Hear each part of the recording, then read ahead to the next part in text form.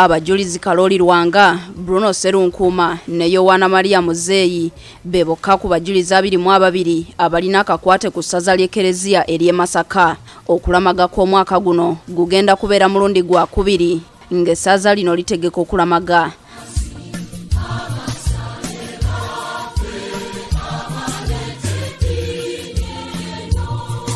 Ng'oggyeko ebyenkizo ku bajulizi ebiva mu ssaza, essaza ly'e Masaka likyafuba okulaba nga Monsignor Aloysius Ngobya alangirira mu lubu lw'abeesiimi. Kizibu okutuuka e Masaka n'okaaba ekizibu kyonna ne batakutwala ku lutikko y'ekitovu olw'ettutumu Ngobya ly'alina mu kusumulula ebizibu by'abantu.